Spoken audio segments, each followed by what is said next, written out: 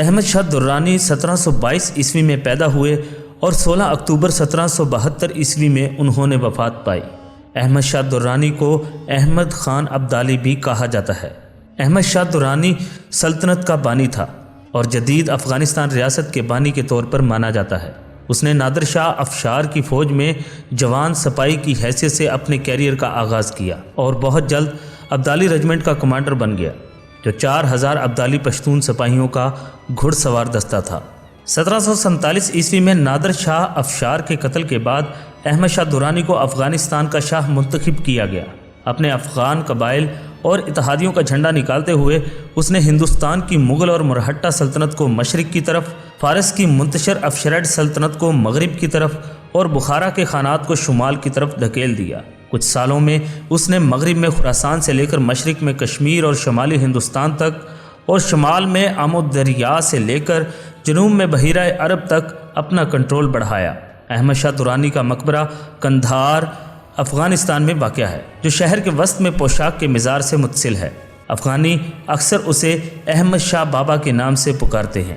احمد شاہ درانی ہرات میں 1722 عیسوی میں ابدالی قبیلے کے سردار اور ہرات کے گورنر محمد زمان خان اور خالو خان القزوئی کی بیٹی زرگونہ بیگم کے ہاں پیدا ہوئے۔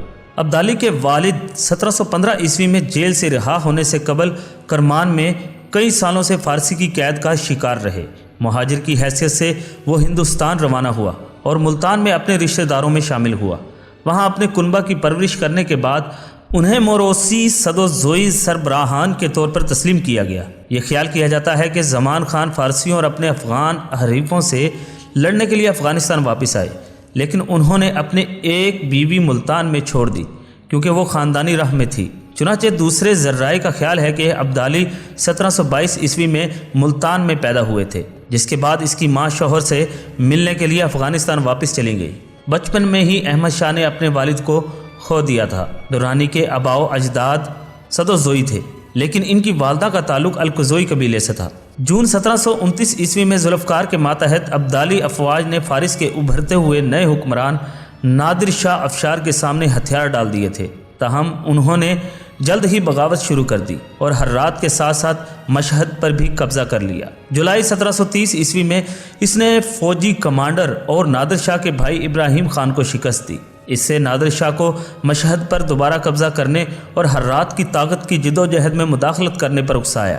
جولائی 1731 عیسوی تک ذوالفقار اپنے دارالحکومت فراہ واپس آ گیا، جہاں وہ 1726 عیسوی سے گورنر کی حیثیت سے خدمت سر انجام دیتا رہا۔ ایک سال بعد نادر کے بھائی ابراہیم خان نے فراہ کا کنٹرول سنبھال لیا۔ اس دوران ذوالفقار اور نوجوان درانی قندھار فرار ہو گئے، جہاں انہوں نے غلجیوں سے پناہ لی۔ بعد میں انہیں قندھار کے خطے گلجی حکمران حسین ہوتکی نے سیاسی قیدی بنا لیا تھا۔ نادر شاہ تقریباً 1729 عیسوی کے بعد سے ہی ابدالیوں کو اپنی فوج میں شامل کرتے رہے۔ 1738 عیسوی میں قندھار کو فتح کرنے کے بعد درانی اور اس کے بھائی ذوالفقار کو رہا کر دیا گیا اور نادر شاہ کی انتظامیہ میں انہیں پیشہ ورانہ کیریئر فراہم کیا گیا۔ ذوالفقار کو مازندران کا گورنر بنایا گیا، جبکہ درانی نادر شاہ کے ذاتی حاضر کے طور پر کام کرتے رہے۔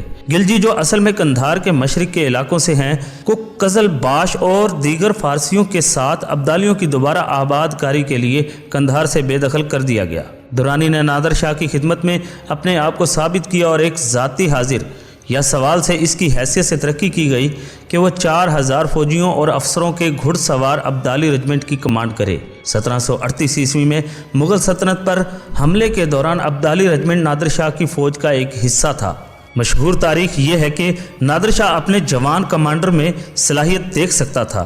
بعد میں پشتون تاریخ کے مطابق یہ کہا جاتا ہے کہ دہلی میں نادر شاہ نے درانی کو طلب کیا اور کہا، احمد ابدالی آگے آؤ۔ احمد خان ابدالی یہ یاد رکھیں کہ میرے بعد آپ کی بادشاہی گزرے گی۔ نادر شاہ نے اسے اپنی متاثر کن شخصیت اور بہادری اور فارسی بادشاہ سے وفاداری کی وجہ سے بھرتی کیا۔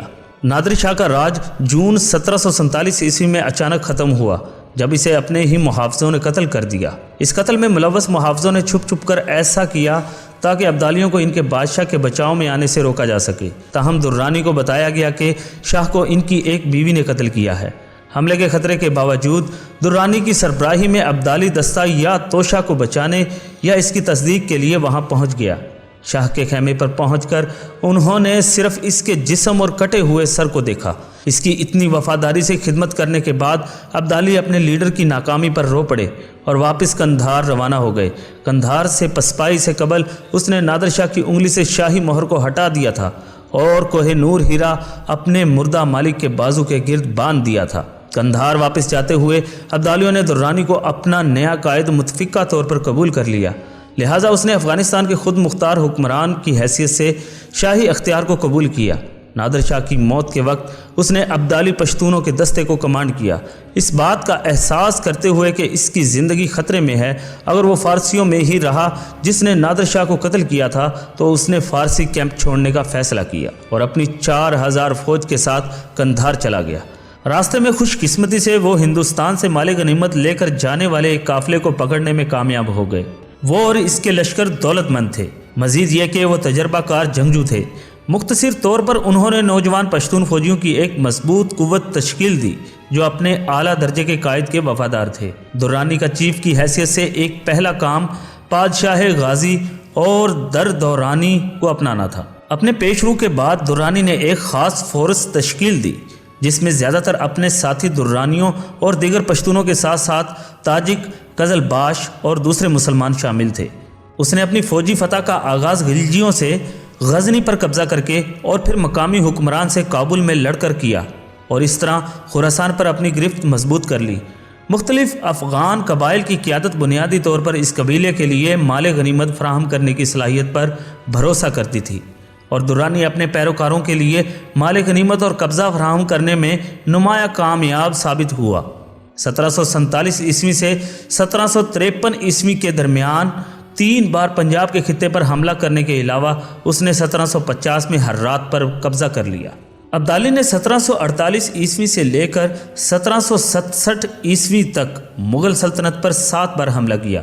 انہوں نے دسمبر 1747 عیسوی میں اپنے پہلے حملے پر 40,000 فوج کے ساتھ درہ خیبر کو عبور کیا۔ انہوں نے بغیر کسی مخالفت کے پشاور پر قبضہ کیا۔ اس نے اپنے عروج کے 1 سال بعد 1748 عیسوی میں دریائے سندھ کو عبور کیا۔ اس کی افواج نے لاہور کو برطرف اور جذب کیا تھا۔ اگلے ہی سال 1749 عیسوی میں مغل حکمران کو اس کے دارالحکومت کو درانی افواج سے بچانے کے لیے سندھ اور بحرۂ ہند سمیت پنجاب کے تمام حصوں کو چھوڑنے پر مجبور کیا گیا۔ اس طرح بغیر کسی لڑائی کے مشرق کی طرف کافی علاقے حاصل کرنے کے بعد درانی اور اس کی افواج نے ہرات پر قبضہ کرنے کے لیے مغرب کی طرف رخ کیا، جس پر نادر شاہ کے پوتے شاہ رخ نے حکمرانی کی۔ محاصرے اور خونی کشمکش کے تقریباً 1 سال بعد یہ شہر 1750 عیسوی میں افغانوں کے ہاتھوں گر گیا۔ اس کے بعد افغان فورسز 1751 عیسوی میں نیشا پور اور مشہد پر قبضہ کرتے ہوئے موجودہ ایران کی طرف بڑھے۔ اس کے بعد درانی نے شاہ رخ کو معاف کر دیا اور خراسان کی بحالی کی، لیکن درانی سلطنت کی ایک دریافت تھی۔ اس نے مشہد تہران روڈ پرپل ابریشم کے ذریعے افغان سلطنت کی مغربی سرحد کو نشاندہی کیا۔ اورنگزیب عالمگیر کے عہد حکومت کے بعد ہی شمالی ہندوستان میں مغل اقتدار کا خاتمہ ہوتا جا رہا تھا، جو 1707 عیسوی میں فوت ہو گیا تھا۔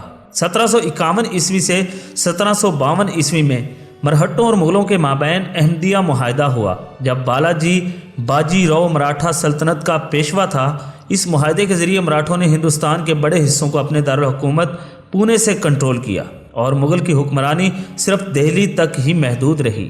مراٹھا اب اپنے شمالی مغربی علاقوں کی طرف اپنے کنٹرول کے علاقے کو وسعت دینے کے لیے دباؤ ڈال رہے تھے۔ درانی نے مغل کے دارالحکومت کو توڑ دیا اور اپنی مال غنیمت کی مالیت سے دستبردار ہو گئے۔ افغانوں کا مقابلہ کرنے کے لیے پیشوا بالاجی باجی راؤ نے رگھوناتھ راؤ کو بھیجا۔ انہوں نے تیمور شاہ درانی اور اس کے دربار کو ہندوستان سے بے دخل کرنے میں کامیابی حاصل کی اور مراٹھا حکمرانی کے تحت ہندوستان کے شمال مغرب میں پشاور لائے۔ چنانچہ 1757 عیسوی میں قندھار واپسی پر درانی نے ہندوستان واپس آنے اور برِ صغیر کے شمالی مغربی حصے کو دوبارہ حاصل کرنے کے لیے مراٹھا افواج کا مقابلہ کرنے کا فیصلہ کیا۔ 1761 عیسوی میں درانی نے اپنے کھوئے ہوئے علاقے کو واپس حاصل کرنے کے لیے مہم چلائی۔ ابتدائی تصادم شمال مغربی ہندوستان میں مراٹھا گیریزن کے خلاف افغانوں کی فتح میں ختم ہوا۔ 1759 عیسوی تک درانی اور اس کی فوج لاہور پہنچ چکی تھی اور مرہٹوں کا مقابلہ کرنے کے لیے تیار ہو گئی تھی۔ 1760 عیسوی تک مراٹھا گروپ سدا شیو راؤ بھاؤ کی کمان میں ایک بڑی کافی فوج میں اتحاد کر چکے تھے۔ ایک بار پھر پانی پت شمالی ہندوستان پر کنٹرول کے لیے لڑائی کا منتظر تھا۔ پانی پت کی تیسری جنگ درانی کی افواج اور مراٹھا افواج کے مابین جنوری 1761 میں لڑی گئی اور اس کے نتیجہ میں درانی کو فیصلہ کن فتح حاصل ہوئی۔ مراٹھوں اور درانی کے درمیان پانی پت کی تیسری جنگ کے دوران سکھ مراٹھوں کے ساتھ شامل نہیں ہوئے تھے اور اسی وجہ سے وہ جنگ میں غیر جانبدار سمجھے جاتے تھے۔ اس کی وجہ یہ تھی کہ مراٹھا کی طرف سے ان کی تصویراتی صلاحیت کو تسلیم نہ کرنے میں ناقص سفارت کاری کی گئی۔ اس میں رعایت پٹیالہ کے اعلیٰ سنگھ تھے جنہوں نے افغانوں کا ساتھ دیا اور حقیقت میں انہیں سکھ مقدس ہیکل میں پہلی سکھ مہاراجا کا تاج پہنایا گیا۔ درانی کا انتقال 16 اکتوبر 1772 عیسوی کو صوبہ قندھار میں ہوا۔ اس کو چادر کے مزار سے متصل شہر قندھار میں سپرد خاک کر دیا گیا، جہاں ایک بہت بڑا مقبرہ تعمیر کیا گیا۔ ناظرین، ایسی ہی معلومات جاننے اور سننے کے لیے ہمارے چینل تلوار حق کو سبسکرائب ضرور کیجیے گا اور کمنٹ باکس میں اپنی رائے کا اظہار ضرور کیجیے۔ اسی کے ساتھ ہمیں دیجیے گا اجازت۔ اللہ ہم سب کا حامی و ناصر۔